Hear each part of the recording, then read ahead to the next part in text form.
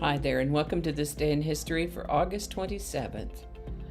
August 27th is the 239th day of the year in the Gregorian calendar, 240th in leap years, with 126 days remaining to the end of the year. Today's word is stratum. Stratum is a noun that means a layer of something, such as rock, tissue, people at an economic level, etc. The plural of stratum is strata or stratums, although nowadays we often see the plural form strata used as the singular form.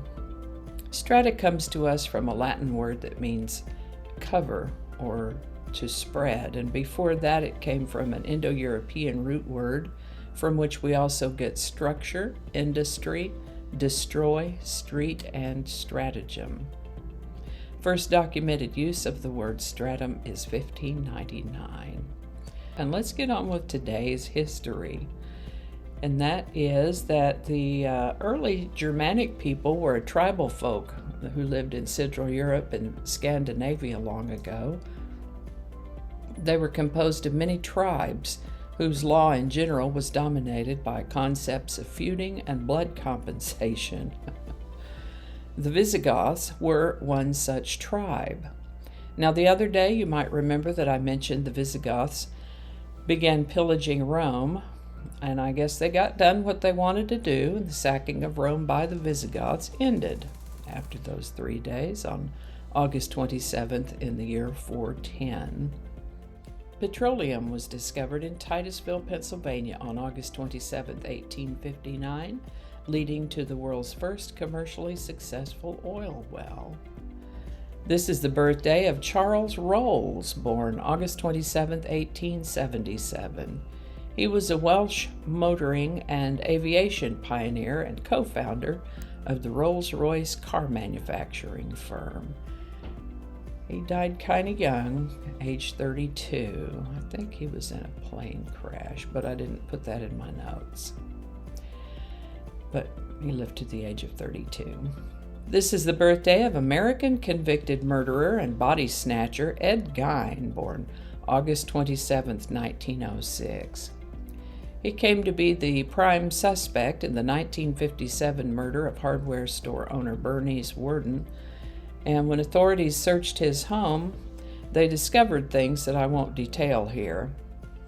Of course, they arrested him, and when they questioned him, he told investigators that in the previous several years he'd visited local graveyards, primarily to dig up the graves of recently buried middle-aged women that he thought resembled his mother, who had passed away just after Christmas in 1945.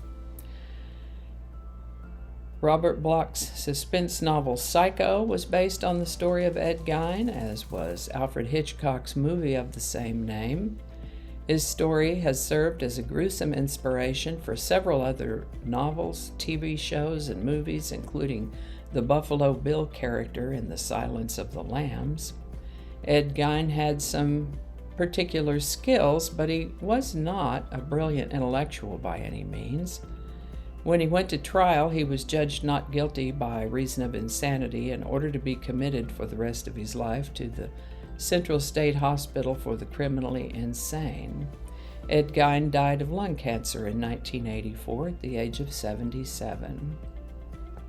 This is the birthday of Lyndon Baines Johnson, born August 27, 1908. He became the 36th President of the United States, stepping into the presidency when President John F. Kennedy was assassinated and then elected for another 4 years after that. LBJ lived to the age of 64.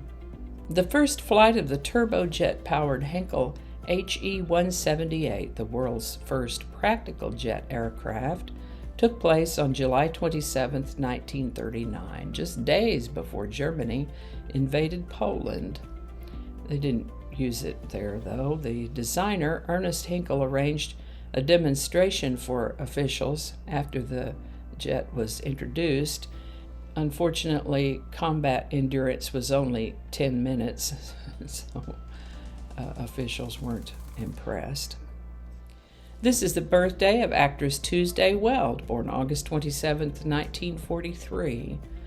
Born Susan Weld, New York City, her family fell upon difficult times when her father died, and her mother put her to work in modeling.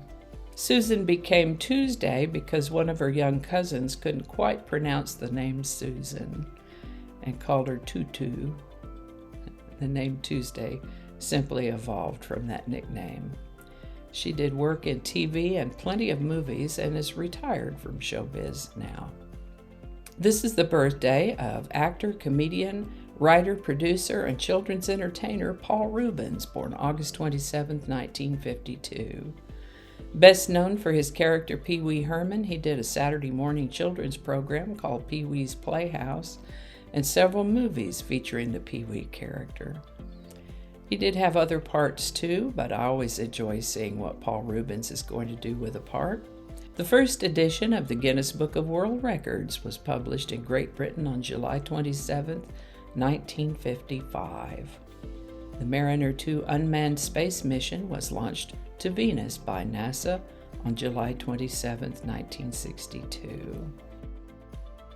Today's song is Kiss from a Rose by Seal, number 1, August 27, 1995. Written in 1987, Seal didn't like this song at first and didn't even show it to his producer at the time. But the producer, Trevor Horn, got hold of it anyway, worked his producer magic, and voila! Kiss from a Rose was first released in 1994, featured in the movie The Never-Ending Story 3, and then appeared in the Batman Forever soundtrack, pushing the song to number 1 status and making Seal a household name. Kiss from a Rose by Seal, number 1, August 27, 1995. Link in the description. And I think that's going to do it for us today. Thank you so much for watching. Consider subscribing if you haven't already. Feel free to share this video with a link in your email, messaging, or social media. If you enjoy this series, you can check out the playlist that contains these videos. I'll put a link to that in the description. That description lives on YouTube, so for other platforms, I'll include a link to my blog page that is called, no really. You can also find me on Rumble, Parler, BitChute, and Getter. All those links in that description. Alrighty, that's all I can think of right now. Thanks again, and I'll see you next time.